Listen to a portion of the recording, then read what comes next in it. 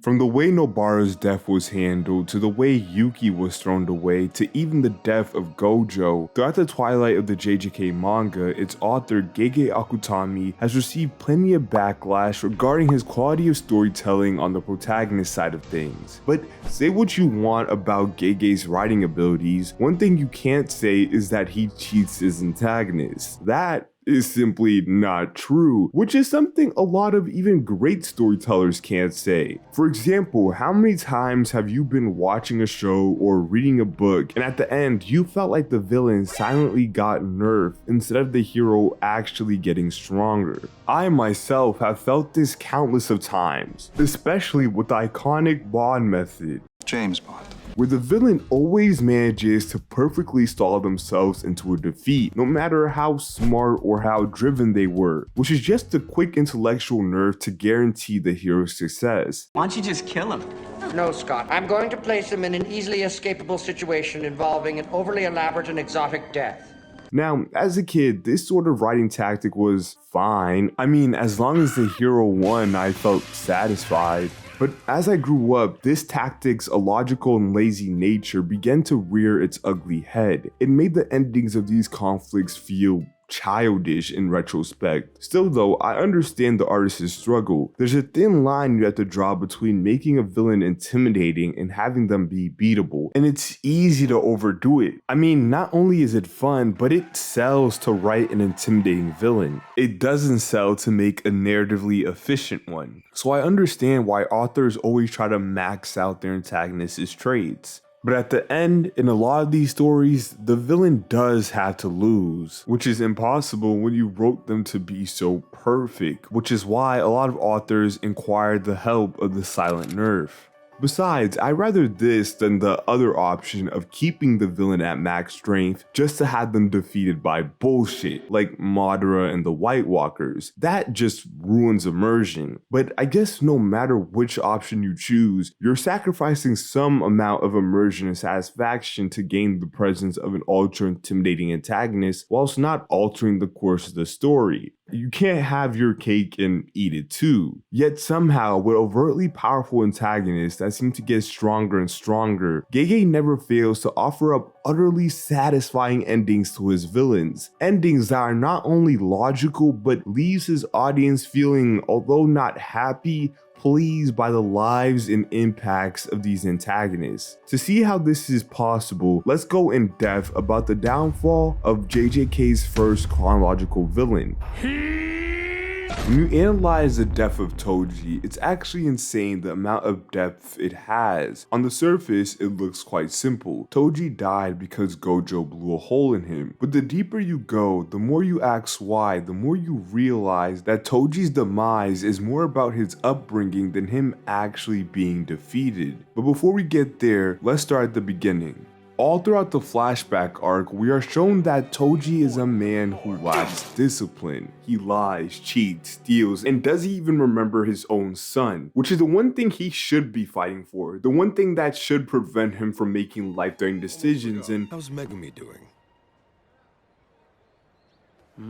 nope, he forgot his name already. Instead, what kept Toji disciplined was his relationship to the bag, the currency for his delinquent behavior. But even stronger than that, even stronger than what kept him disciplined was his ego. Toji's ego was huge, and you can tell most of it came from the trauma he experienced due to his ostracization introduced to society. You can tell through the way he speaks, with this pseudo-inferiority complex, constantly referring to himself as a monkey while he's fighting talented sorcerers as if he has a chip on his shoulder or something, always aiming to prove himself. You can also tell through the way he acts in combat. The battles between Gojo and Geto aren't fights to him or business, instead these are theaters of embarrassment. This is how he gets back at Jujutsu Society for what they did to him, by cutting down its two greatest prospects, and it actually becomes more concerning when you take their ages into consideration. Like, Buddy was a 37-year-old doing this to two 17-year-olds and 11-year-old girl, all while he had a child at home. Like, damn, I get it, it was all for money, but you could tell that the joy he experienced within it was real. Like, this isn't the face of a professional just doing their job. Nah, I know what that looks like, from Anton Chigurh to Agent 47 to Nanami. These men are calm, cruel, and intelligent, but they get no emotional satisfaction from what they do. They just do it because they have to, or feel like they do. Toji, on the other hand, revels in the hurt he's causing, showers in the achievement of killing Satoru Gojo, engages in a fight with Geto, and theoretically, if we take his words at face value and actually believe he could have gotten away from a recently awakened Gojo, which I do, he could have easily avoided this fight as well. Like, no actual hitman is taking an unnecessary risk after just finishing the job. But anyways, I say this to say that money isn't a driving factor for this grown man. It's an excuse to debase Jujutsu society, an excuse to prove himself. And it's only right that this excuse is exposed as such when the strongest sorcerer appears right in front of him.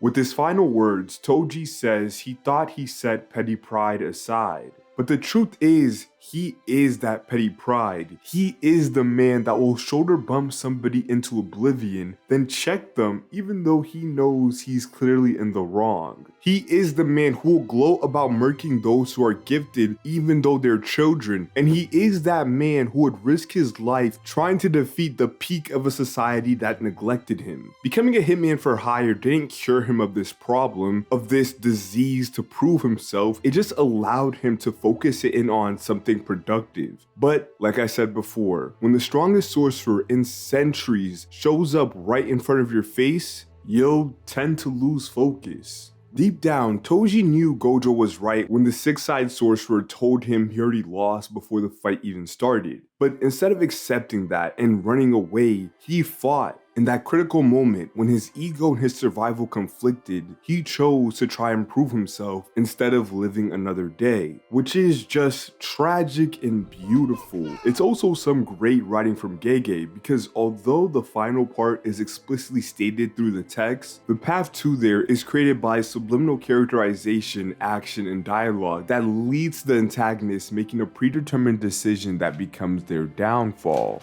And this is my favorite genre of the protagonist winning. Like, don't get me wrong, I'm all into the protagonist just overpowering the bad guy, but there's something so much more compelling about a villain being as responsible or more for their own defeat than anyone else. Not from incompetencies, of course, or bad writing, but from long-standing traits. When that happens, it makes their failures feel less like they lost because they were the antagonist, and more like they lost because of who they actually were as characters, if that makes sense. To me, giving a villain a fatal flaw is perfect, and Gege seems to agree because this is a tactic he applicates to the defeat of every major antagonist in JJK. Like with the defeat of Geto, Gojo understood this man's morality so well that he was able to perfectly plan a scenario around him that maximized Yuta's growth and minimized casualties. He purposely sent Panda and Toge to fight Geto knowing full well that they would be defeated, not as a sacrifice though, but as a trigger, because he knew Geto in his heart of hearts could not kill innocent sorcerers, but he also knew that the imagery of his defeated classmates would force Yuta to awaken,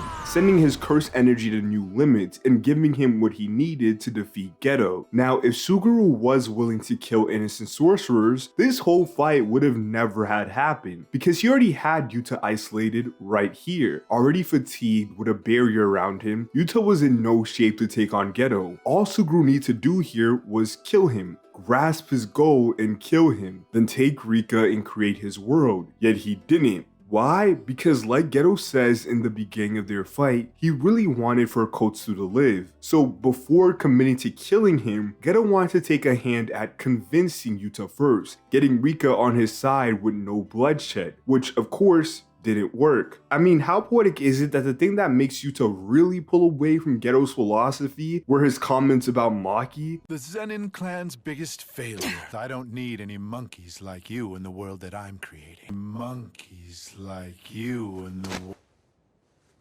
which are definitely influenced by his past with you-know-who. Damn, Gojo really did get all Toji's blessings while Geto was left off with his curses, both mentally and physically. But anyways, initially I was going to say that Geto lacked resolve and that this was the reasoning for his defeat, but that's difficult to say about a man who literally killed both of his parents to prove a point. Which is why I think a better statement is that Suguru's principles did not align with what was required of him to create the sort of world he envisioned. Let me explain. Geto hated humanity because as a teenager, he saw how much death and suffering sorcerers went through due to the weakness of humans, which is why he aimed to create a world where only sorcerers existed, a world with no weak humans around causing the strong to die. The problem with this solution though is when Suguru exhibited himself as a teenager, the strong have an innate behavior and feeling of responsibility to protect the weak, one that they won't give up on easily, one that they will and have killed and die for, which meant that if Suguru wanted to create his world, he would have to do so by inflicting death and suffering amongst Jujutsu sorcerers, which completely goes against his principles and lies with the exact reason he hates humanity. But that's what was needed to be done. If Suguru wanted to create his world, he would have to trash his principles to do so. Instead though, Geto elected to compromise, only forcing himself to kill when absolutely required to, with all other options expended. In fact, we actually see this compromise play out during his fight with Yuta, where he just allows him to heal his friends.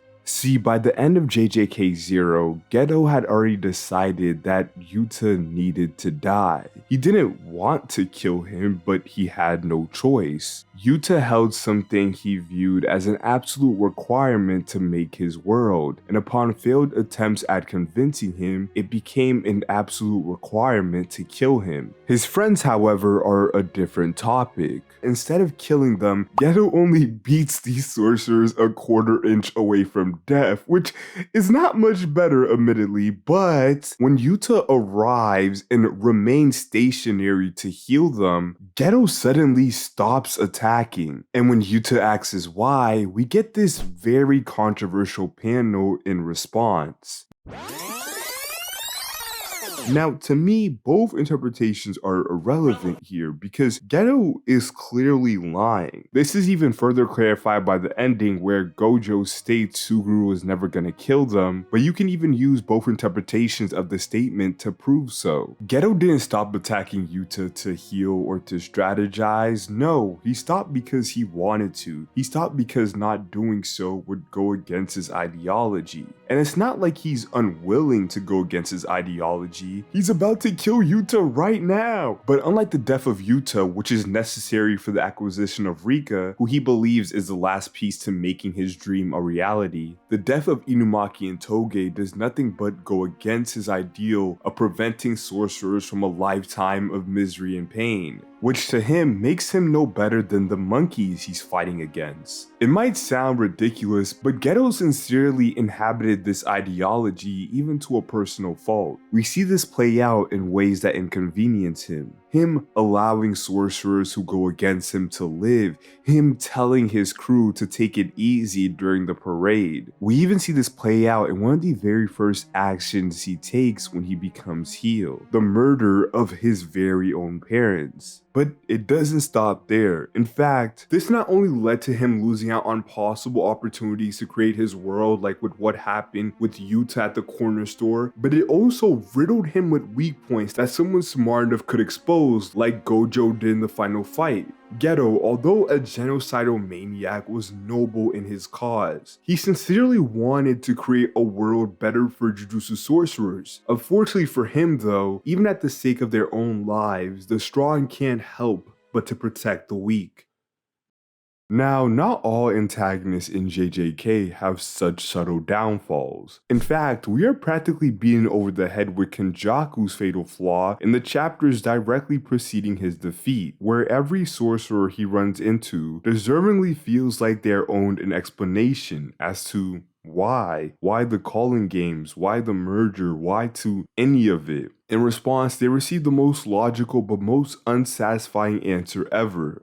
Just because. Why did he murder all those people at Shibuya? Just because. Why did he pretend to be Yuji's mom and birth one of his biggest ops? Just because. And that answer tells us everything. It tells us that nothing he does comes from a sense of mandatory obligation or a stringent code of ethics or necessity, but just whatever interests him. Kenjaku, through and through, is a scientist with no human values. And this is horrifying because it really means he holds nothing dear. But at the same time, it's also very revealing because it means all it takes to distract him, all it takes to throw a scientist with no morals and values off course is to throw something more interesting at them. Characters like Kenjaku, who are mad scientists, have no loyalty to their goals. They're purely victims of their flesh and curiosity. It doesn't matter how long they've been working on a project, if something more interesting comes around, they're going to indulge. In fact, the only reason why Kenjaku was able to commit to the merger plan for so long is because to him, there's not a lot more fascinating than the unknown, except maybe a comedian. The skirmish between Takaba and Kenjaku is actually not a fight at all, at least in the traditional sense. In fact, it's quite literally a battle over attention. Ignoring the fact that they can't actually kill each other, Takaba even states before it starts that his goal is to give Kenjaku something more interesting, so he stops. And throughout the fight, Kenjaku's goal becomes less about stopping Takaba and more about stopping himself from getting immersed in his antics. And it becomes more clear that this battle is one over attention and not life and death when you think about Kenjaku's actual win conditions. All he had to do to claim victory was not let the people who could actually kill him close. And he had a system put in place for that, which meant all he had to do to win was not lose track of that system. But guess what? He did. Kenjaku had the keys to success in his palm, then he himself dropped it. He blocked out all interference to play with the new shiny thing in front of him, losing track of his goal because he himself lacked the one thing he needed to actually accomplish it: discipline.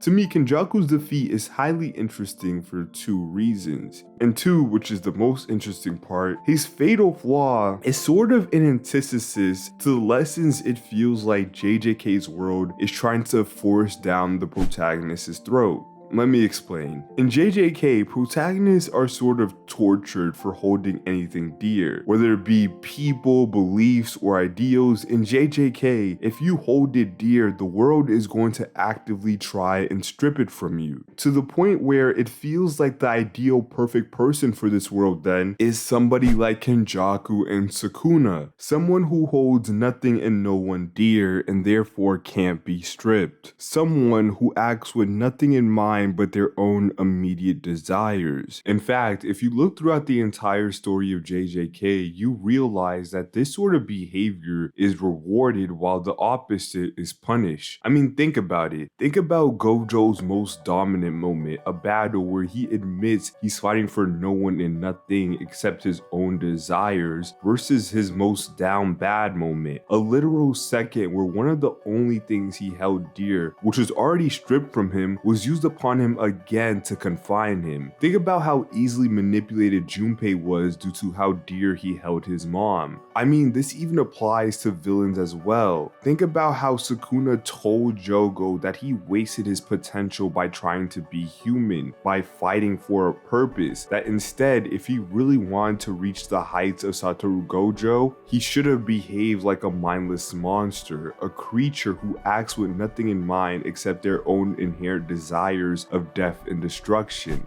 Think about how the entire situation we're in the manga right now is due to Megumi being stripped of someone he held dear, which left him ripe for Sukuna's picking. And I can go on and on and on, but now think about how in almost every situation they're in, Sukuna and Kenjaku always seem to come out on top and almost unscratched. It's as if the world of JJK is telling us that if we want to survive here, to be free here, we have to start acting more like these guys and less like these guys. We have to stop holding people and ideals dear and have to start acting solely for our own desires, which is why it's so interesting to me that Gege gave Kenjaku the fatal flaw of lacking discipline. I mean, don't get me wrong, it makes complete sense. Of course, people who hold nothing dear are undisciplined. We see this all the time with Sukuna, who lets fights go on for way longer than he has to, playing with his food instead of going 100%. But until Kenjaku's downfall, I never saw this as a flaw, just a flex. Now, however, I realize that the lack of urgency Sukuna holds is the same as the inability to lock in that Kenjaku had. They're both the symptoms of holding nothing dear in this world and fighting without a purpose, and they both can and have led to a character's destruction, which feels proper. It's like Sukuna and Kenjaku found a way to cheat the system and Gege finally patched it.